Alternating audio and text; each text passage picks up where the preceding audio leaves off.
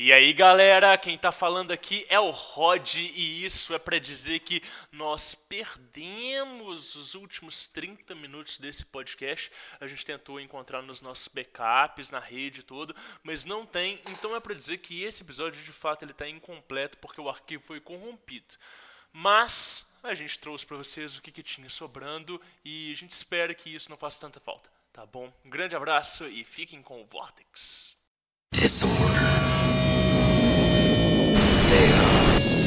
Present day. Anarchy. Present time. Now that's fun.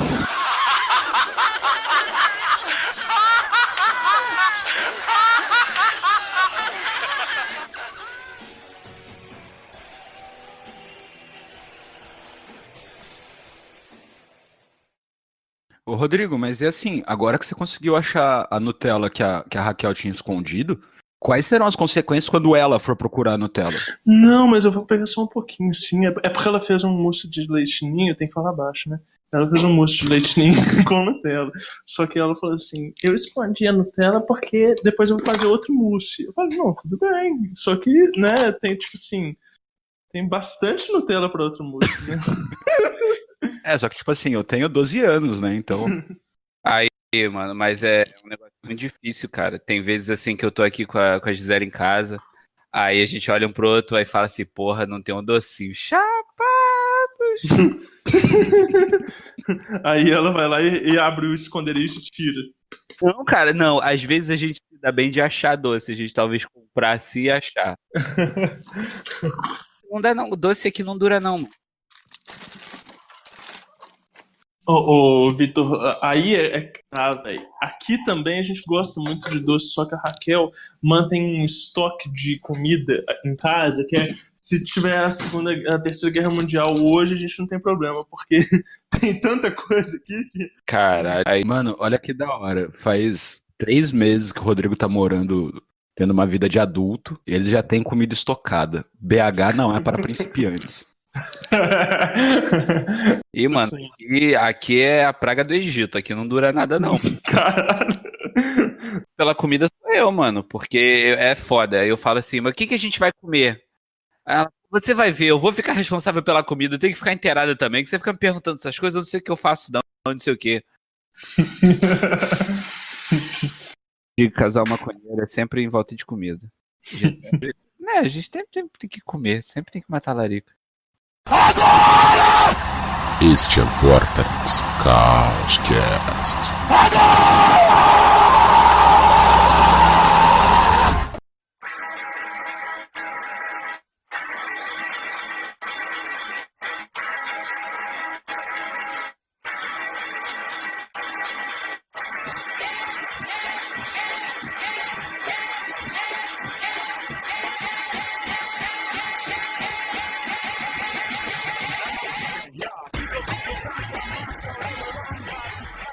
Olá, saudações nos 23 vértices de nosso triângulo, ouvinte. Você está prestes a... 17ª? Acredito, sim. Prestes a presenciar a 17ª abertura do Vortex. E hoje, nós, as pessoas mais qualificadas da podosfera, vamos falar sobre responsabilidade. No pilar do meio, eu sou o Gelo e eu não me desculpo com ninguém. Me desculpe, mas é assim que eu sou. No pilar da esquerda, eu sou o Vitor e eu preciso dizer que eu não sou pai de ninguém nessa porra e vocês parem de ficar falando que vocês são meu filho, que vocês não são filho de ninguém, tá? No pilar da direita, eu sou o Rodrigo e... eu não gosto do pessoal do Vortex porque eles são irresponsáveis. Meu filho, se fosse pra ser responsável, eu seria pai. Eu tô aqui pra trazer o pombo da discórdia. Quer ver todo mundo caindo na droga e depois falar assim, mas gente... Eu só queria ter uma introdução normal. Uma vez na vida, fazer bonitinho. O cara vai, estuda, não, vou fazer uma estrutura legal pra esse programa. Mas não é possível. Simplesmente não funciona. Desculpa, Gil. Não começa. Então, pra gente abrir o programa, vamos ler aqui um recadinho super carinhoso que o Thiago Velado mandou pra gente. Tudo bem? Salve, galera! Primeiramente, eu gostaria de parabenizá-los pelo trabalho que vem sendo feito. Por mais que exista uma brincadeira recorrente, Thiago, entre os participantes, acho isso importante para que não acabe caindo em uma chatice. Saca, caralhinhos voadores. Caralhinhos não, coelhinhos voadores. Faz, explica. Enfim, estou nos Paranauê, mais coelhinhos, há pouco tempo e venho aprendendo bastante com vocês, pelas posições pessoais, relatos e indicações de leitura. Muito foda mesmo. Em um podcast especial, se não me engano, o 7, onde vocês falam sobre sigilos. Ele coloca um ponto final e a frase termina sem... Tudo bem? Vamos aí? E... Nossa senhora, Thiago? Em um podcast especial, vírgula, se não me engano, 7, vírgula, onde vocês falam sobre sigilos, ponto. E, em um determinado ponto, vírgula, gelo, se refere a um esquema onde se separa 3 personalidades dele mesmo, relatado por ele como A, B e C, onde foi feito um sigilo para cada. Vitor fala algo referente a moto, não sei se é assim que escreve, pesquisei e não encontrei nada a respeito. Ele usa a analogia que seria como a pessoa trocar o usuário do PC para exercer atividade ou função. Gostei muito disso e gostaria que vocês me indicassem livros ou qualquer outro material de estudo. Fico por aqui e até a próxima. Hashtag somos todos lixeirinha. Legal, gostei, Thiago. Eu não conheço material prático assim, de livro sobre moto. Eu acho que é uma coisa muito natural na hora que você vai entrar para alguma ordem, para alguma estrutura, eles próprios têm uma prática, uma estrutura de te ensinar como que o moto deve ser construído dentro daquela instituição especificamente, né? Então, vocês conhecem alguma literatura que fala de moto assim, pra pessoa montar por conta própria? Cara, eu não conheço. Assim, eu tive e tenho conhecimento ordenal. E acho que nós três aqui, o nosso conhecimento de moto é por presença em ordem. Pela função ritual que você pretende executar. Isso. Mas eu acho importante só frisar que pode ser muito intuitivo. Eu acho que vale a pena fazer de uma forma intuitiva.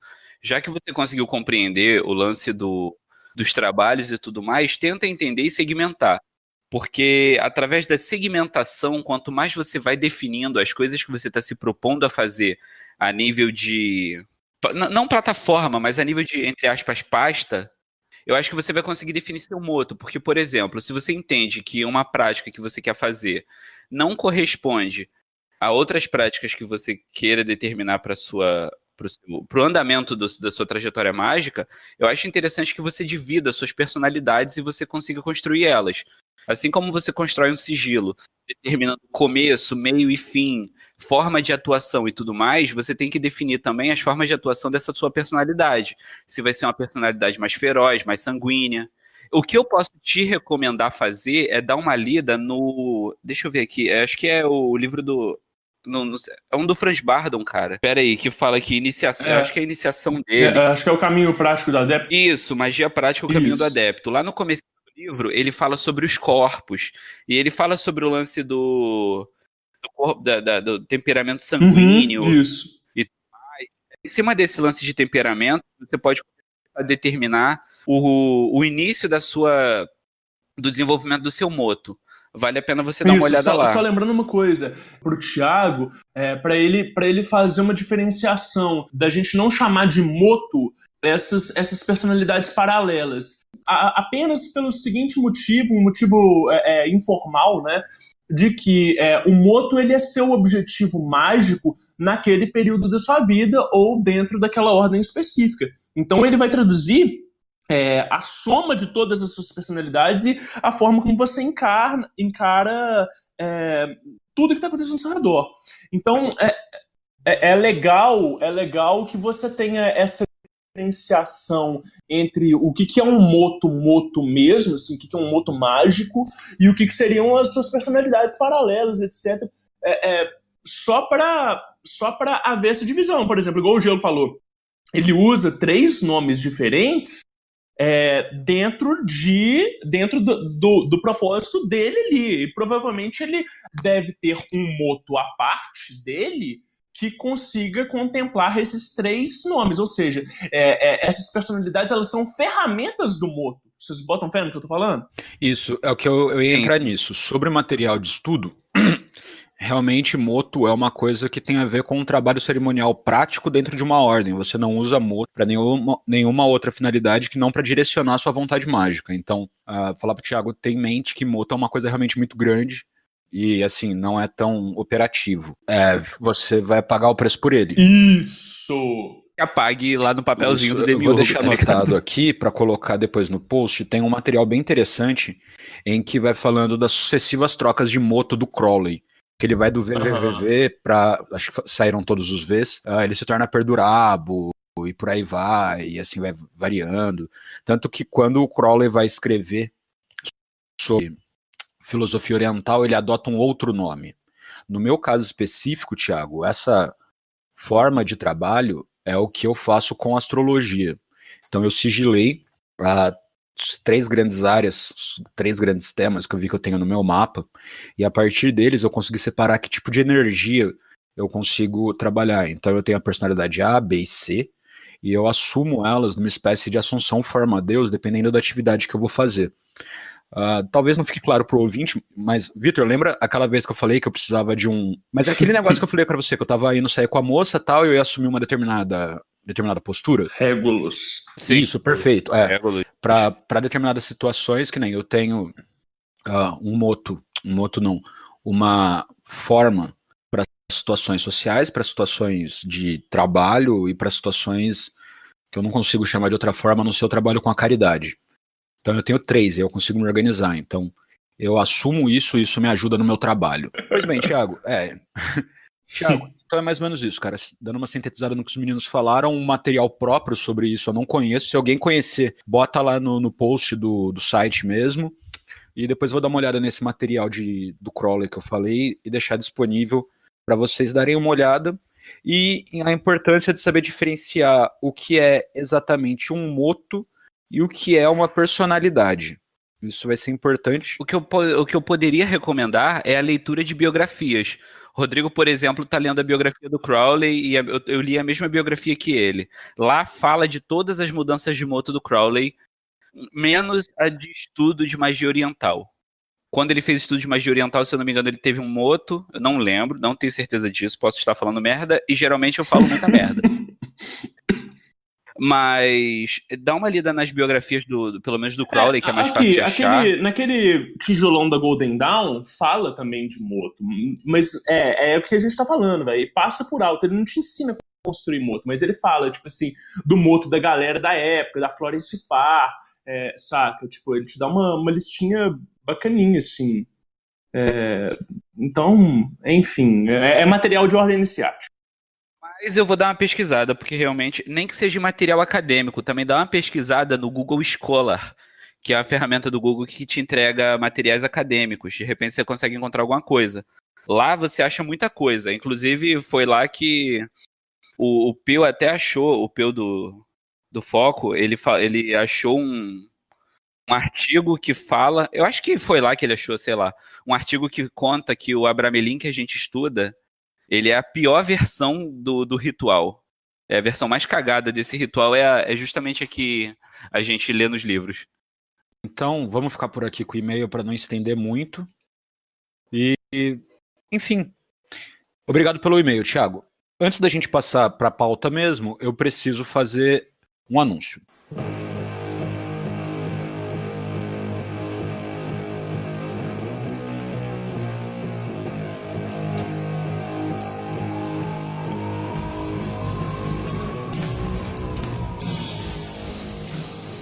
Eu agradeço nominalmente a João Lucas, no momento de angústia e necessidade, passando por uma hora extremamente escura da minha vida. Eu recorri ao grupo do Vortex e, acionando o que há de melhor nesta coisa bagunçada chamada Chaos Magic, o João fez um sigilo rapidinho, mandou no grupo. Não sei quem chegou a lançar esse sigilo, mas acredito que o João tenha lançado. E eu agradeço por esta graça alcançada. Esta música que você está ouvindo agora é sugestão do próprio João Lucas. Valeu, João. Obrigado, cara. Por favor, gente, se vocês chegaram até aqui, ouvir pelo menos vocês conseguem. Quando você quiser fazer uma pergunta pra gente, a gente não vai se negar a responder. Mas eu juro pra vocês, Eu juro por toda a fé que eu tenho em Satanás. E eu não vou responder coisa que o Google vai te responder. Por favor, não faça isso comigo. Não faça isso comigo, por favor, é sério. Eu vou passar a não gostar de você. Não que eu tenha necessidade de gostar, mas, por favor, cara, colabora comigo. Eu tenho 26 anos, eu trabalho, eu ralo igual um filho da puta, não vem encher a nossa cabecinha, não. Vai no Google, tem um monte de ferramenta, tem aplicativo, sabe? Tem livro, no livro tem letra se lê, a leitura tem informação. Faz isso, por favor. Não fode com a nada, não, tá? Galera, vocês sabem que a gente tem outros serviços por fora. O Rodrigo faz belíssimos japamalas. Se eu fosse vocês, eu teria o cuidado de dar uma olhada lá no produto que ele faz, porque é de qualidade. Eu não tô falando isso porque ele é meu amiguinho, porque se fosse pra foder com a vida dele, eu foderia. Se ele tivesse fazendo negócio certo. Mas ele faz um bagulho de qualidade, porque eu tenho um que eu ganhei dele e é ótimo. Ele faz óleos também. Se você quer óleo de Abramelin, fecha com ele que ele é o cara. Segredo, Vitor, segredo tá. Não, pra todo mundo, não. Legal. Não é pra todo mundo, não. É só pro ouvinte do Vortex. É sério, o Rodrigo faz ótimos japamalas. O Gelo, pelo menos, é a única pessoa que eu confio pra trabalhar com astrologia. Porque o Rodrigo, uma vez eu pedi pra ele fazer um mapa meu, ele traduziu o mapa todo, mas era com o mês errado. Eu e o Rodrigo ficamos, porra, a gente é parecidão e não. Eu tava fazendo com a data e a sua. Foi muito bom. E tipo assim, eu trabalho com arte gráfica, a galera sabe, eu faço ilustração e eu trabalho também com ilustrações voltadas pra magia. Eu fiz o design do Abralas, eu fiz o design também do Crepteroles, que é de uma galera aí que tá rodando no Facebook. E eu faço diversas artes, inclusive nesse momento eu estou trabalhando num cardápio de um estabelecimento e nesse cardápio tem sigilos. Então você, amiguinho que quer tacar macumba nas suas produções gráficas, você chega aí que a gente faz. E trabalhamos todos em conjunto também. Eu e Gelo a gente faz coisinhas voltadas juntos, eu e o Rodrigo, todo mundo é junto. Então é só chegar que a gente faz. Mas, por favor, se for pra fechar, fecha nessa porra, porque eu não quero ficar enchendo o saco de ninguém perguntando se vai fazer ou não, tá bem? Beijo do tio que gosta de falar besteira. Eu só queria falar outra coisa, que eu também sou artista gráfico, Vitor. Eu reformulei o design do Fovadermos, aquele Tinder do Facebook. Eu vi, cara. Portanto, recorram ao Vitor, não a mim. No PowerPoint, cara. Não falem com ele, cara. Eu não fiz no PowerPoint, eu fiz no... como que chama? O de edição do BR Office. Nossa, mano, é pior ainda, não é nem o Paint. Me livre. Mas vamos lá, vamos seguir. Tá. Estão prontos para abrir o Vortex, senhores? Vamos! Tropas liberadas.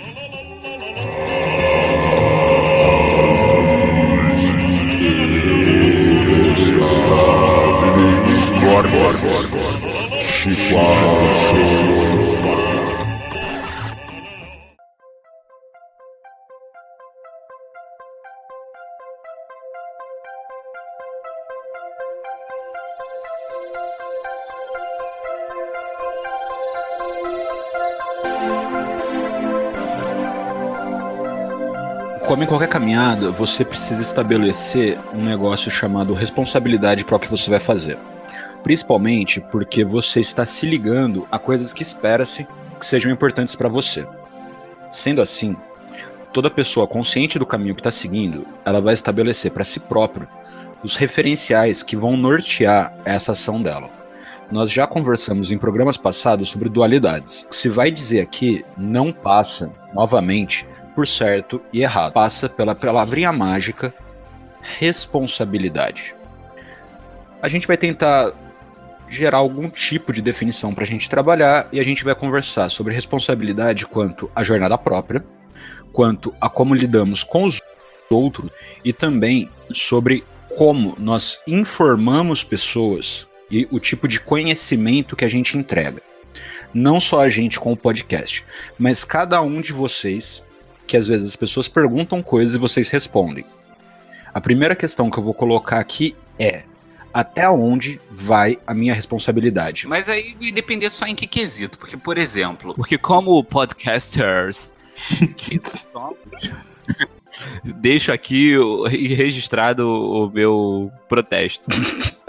Como podcasters, nós temos a responsabilidade de informar as pessoas, mas sinceramente eu não me sinto responsável por o que as pessoas vão fazer com o que eu falo. Porque o que eu tô falando aqui, eu tô falando pros ouvintes, mas eu acabo deixando mais como se fosse uma conversa entre nós três. Porque pra mim fica mais fácil de eu me expressar. Porque se eu estivesse falando com um ouvinte, eu ia acabar ficando cheio de cuidadinhos babacas. E com vocês eu não preciso desse medo, porque se vocês se fuderem, vocês sabem que vocês só simplesmente vão se fuder e não vão chorar depois comigo. E é sério, por isso que eu fico falando que eu não sou pai de ninguém. Porque eu falo aqui as coisas que... Assim, a gente se propõe a falar, por exemplo, de liberdade, que nem a gente se propôs. Porra, eu vou falar de liberdade, se é pra falar de liberdade, eu não vou ficar me limitando, eu vou ser livre. E cada um que estiver ouvindo, que seja livre pra fazer o que quiser com aquilo, mas entenda que assim como é livre pra se propor a fazer algo por vontade própria, está sendo livre também pra se fuder por vontade própria. Ou pelo menos está sendo livre pra fazer aquilo que se propôs, e se vai se fuder ou não, isso é um problema de quem se propôs e não meu. Eu acho que o tamanho da nossa responsabilidade, ele é proporcional ao tamanho da nossa consciência. Então, assim... É sério, assim. Tô falando, tipo assim, eu acabei de falar que a minha responsabilidade sobre os outros é nenhuma. Aí você fala assim, não, é o tamanho da nossa consciência. Mas tipo eu assim, não tô falando sobre os outros. Eu tô falando da sua responsabilidade pessoal. Ah, sim. Entendeu? Tipo assim, uma coisa que totalmente a minha forma de ver o mundo e que, consequentemente, mudou completamente a minha relação de defesa energética. É a seguinte, velho. O dia que eu aprendi, alguém me falou, eu falei assim, Rodrigo, se uma pessoa, se você tá numa sala cheia de pessoas, alguém perdeu alguma coisa, o que você faz? Aí eu virei pra pessoa e falei assim, eu ajudo a pessoa a procurar o que ela perdeu. Aí a pessoa virou pra mim e falou assim, você entende que você acaba uma responsabilidade por uma coisa que não é sua? Aí eu falei, não, eu tô sendo compassivo, eu tô ajudando a pessoa a procurar uma coisa que ela perdeu. Aí a pessoa falou assim, não, tudo bem, você tem é isso que você falou, Vitor. Você tem o direito, é perfeitamente plausível você se propor a ajudar essa pessoa e etc e tal. Mas no momento que você se propôs e você fez isso voluntariamente, você se torna responsável por aquilo ali. Se você cansar e falar assim, não, foi uma má ideia ajudar a pessoa a procurar e sair no meio disso, você tem esse direito também, mas você está abandonando uma responsabilidade voluntariamente.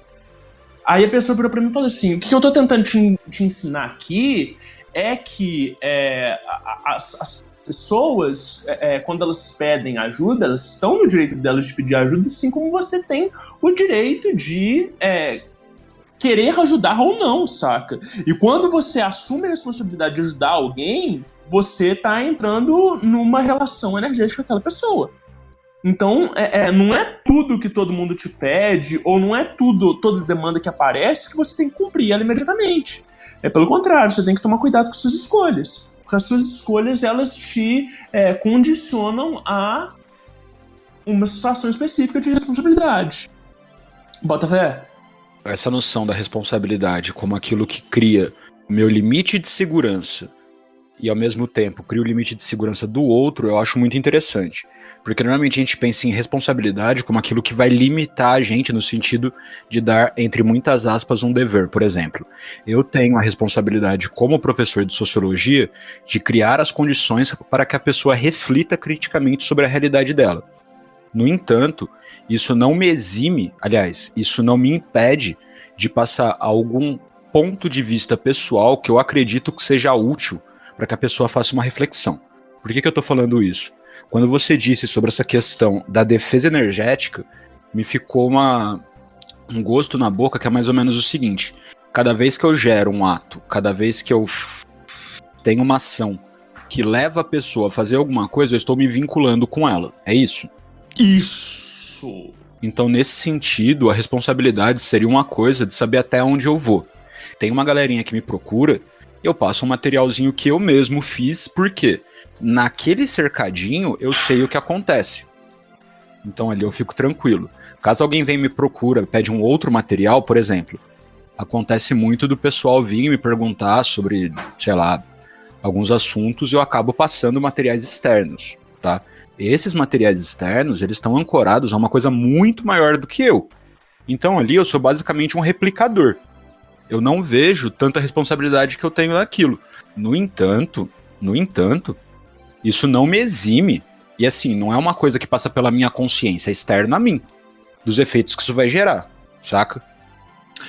Aí é que tá, Gilo. Eu acho que como a gente separar essas coisas, igual o Vitor tava falando, uma coisa é você assumir a responsabilidade de servir a informação, saca?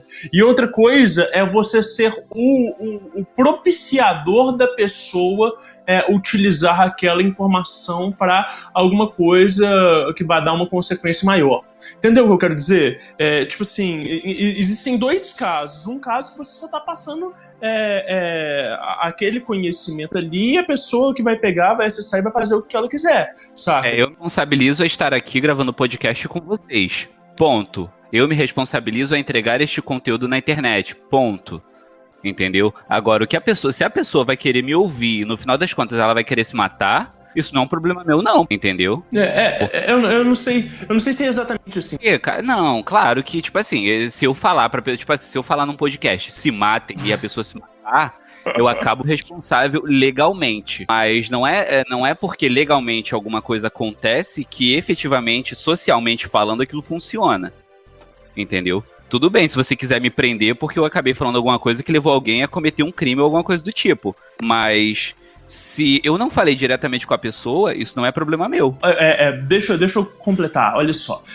Existem livros, principalmente os grimórios mais antigos, que eles já vêm com esse sistema de proteção escrito no prefácio. Então, tipo assim, sei lá, vamos dizer, um aviso aos incautos, saca? Aquelas paradas de Eliphas Levi. Porque quando você consumir essa obra, você tem responsabilidade, não mexa com o que você não sabe e tal. Isso é muito comum, saca? Esse frontispício, né, essa introdução, ela serve muito bem como um filtro. Mesmo que a gente pense assim, a pessoa vai ler aquilo ali e não vai dar a menor importância. Beleza, só que você já colocou um aviso que aquilo dali tá gerando no inconsciente dela, saca? Então a gente pode pensar que esse pequeno texto, ele é uma chave justamente para você incutir um pouco de responsabilidade no leitor ou em quem tá consumindo aquele conteúdo. Agora, eu acredito, velho, que a gente tem que levar em conta, sim, que nós somos responsáveis pela imagem que os outros têm da gente. Isso é uma coisa que eu não tenho a menor dúvida que eu carrego comigo. Então, assim, eu posso não me importar com o que o outro fala de mim, ou o que o outro pensa a meu respeito. Eu posso não estar nem aí pro que a sociedade concebe em relação a mim. Mas eu sou responsável por aquela imagem que eu passo os demais. Você é responsável pela imagem que você passa, mas não pelo julgamento que os outros têm sobre a forma como você passa ou aquilo que você mostra. Isso. Cara, sobre esse negócio da responsabilidade de como eu vou lidar com o que os outros veem sobre mim, é um negócio que é bem curioso, porque normalmente a gente pensa, que se for da opinião dos outros e tal. Não, cara. Nós somos formados, em grande parte, pela opinião que os outros fazem. Então, e esse negócio da responsabilidade, tem uma coisa que me chama muito a atenção, porque é a noção da consciência. Eu não consigo ser responsável por algo que eu estou inconsciente. Só que, ao mesmo tempo, eu não tenho como alegar ignorância caso algo que foi gerado por mim dê algum resultado. Então, essa questão do aviso aos incautos é bem importante, porque muitas vezes, ainda mais quem está tomando contato, seja lá com o que for, acabe despertando situações que não estavam previstas, mas por ele, mas que estão disponíveis no contexto. Na clavícula de Salomão existe um alerta bem interessante, a falta de necessidade de você utilizar sangue e como que isso é automaticamente classificado como uma coisa ruim, saca? Do tipo, olha, isso existe um trabalho a ser feito sobre isso, Mas existem outras formas. Aí quando você vai para um outro tipo de magia, você vê que o sangue é imprescindível. Mas não é qualquer sangue. Não sei se eu tô me fazendo entender sobre a noção de gradação. Não, assim, o que você tá falando praticamente é que tudo tem seu valor e que os valores não devem... Mas, assim, é um pouco complexo a gente pegar esse tipo de coisa, porque, por exemplo, quando eu pego pra falar sobre magia de sangue, por exemplo... eu sou responsável pelo que eu falo. Mas se a pessoa quiser ir lá e fazer, eu sou responsável por isso, porque eu falei de magia de sangue, porque eu falei que tem, eu tenho certeza absoluta que se alguém quiser pegar outra pessoa agora e sacrificar só porque eu falei disso, isso não é responsabilidade minha, parceiro. A justiça pode me prender e o caralho. Mas isso não é responsabilidade minha, não pode ser, mano. Porque a gente só tá... O promotor é só um homem, Deus é o juiz. Pente é 1000 grau, o que o guerreiro diz, o promotor é só um homem, Deus é o juiz. Não, é muito sério, cara. Não faz sentido a gente assumir responsabilidade sobre nada que a gente fala quando a gente tá falando do que os outros fizeram com aquilo que a gente disse. Não é culpa nossa a forma como os outros encaram aquilo que a gente diz. Porque quanto mais você começa a adaptar aquilo que você tem pra dizer ao que os outros vão ouvir... Porque é aquilo, se você sabe o que você tá falando, não tem por que você ficar adaptando muito, a menos que o nível de compreensão da pessoa seja menor. Aí beleza, se eu tô falando de magia de sangue, e eu sei que quem tá ouvindo aqui tá começando, eu vou tentar adaptar a forma que eu tô falando. Mas eu não vou de forma alguma suavizar o que eu tô falando, porque senão vai tirar a verdadeira essência daquilo que eu quero dizer. Perfeito. Vou fazer uma provocação. Vocês dois já assistiram o filme A Onda? Já. Sim. O professor foi responsável? O Victor caiu? Não. Caiu sim. Aí, a falta de responsabilidade que você... Ei, caralho. Dia 2. Segundo dia de tentativa de gravação. Estamos aparentemente sem recurso. Estamos cercados por todos os lados. Olhando ao horizonte, alguns olhinhos vermelhos já se destacam. Ainda não é noite, mas o sol já não nos ajuda. Bom, galera, então saindo do... Calma aí. Saindo de cima do pote de Nutella? Bom, galera, então saindo um pouco do lado né, da discussão apenas filosófica e indo um pouco para a discussão prática, porque afinal eu acho que é isso que vocês esperam aqui do Vortex.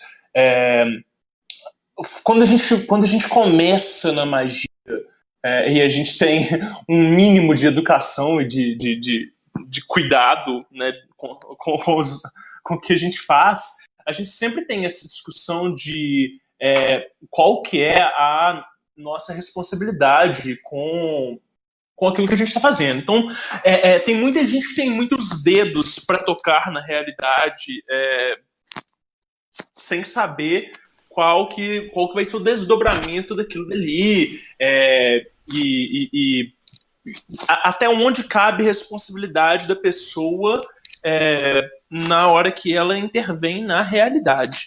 E eu acho que é uma coisa legal da gente discutir aqui, é isso. O quanto de responsabilidade a gente tem quando a gente faz uma magia e como que a gente assume essa responsabilidade? Uma vez que eu coloquei algo em curso, o quanto eu sou responsável por aquilo? Isso. Tá, eu vou fazer o papel, então, de advogado do diabo. Eu vou começar pela lei tríplice da Wicca. Quando você tem... Ô, Vitor, se você quiser dar a mão nessa hora, fica à vontade. Não, beleza. É porque você falou da lei tríplice e eu já tinha pensado em mandar tomar no cu quem fala dela, né? Mas eu tava pensando nisso ontem. O Vitor teve um calafrio ali. Porra, cara, eu lembrei de uma época muito esquisita da minha vida, cara. Vocês imaginem o Vitor numa época esquisita da vida dele, né? Era a época que eu ouvia o If Temptation, cara, imagina e que desejava que os outros se fudessem. Falando que foi uma época escura da vida dele, tendo calafrios. Cara, eu não recomendo que ninguém volte no tempo e veja o Vitor do passado, tá ligado? Cara, aí eu acho que entra uma coisa que é assim. A gente conversou bastante sobre lá atrás os prolegômenos, né? Quando as obras informam, olha, não seja incauto a lidar com isso. Essa questão da lei tríplice eu vejo muito como uma questão de te prevenir contra forças que vão agir sobre você, querendo você ou não. Mas isso não seria exatamente responsabilidade, porque, pelo que eu entendi da conversa até agora, a gente está lidando com responsabilidade como uma postura ativa e pessoal da pessoa com relação àquilo que ela fez. E não quanto ao que ela vai receber do externo. A minha briga com essa coisa da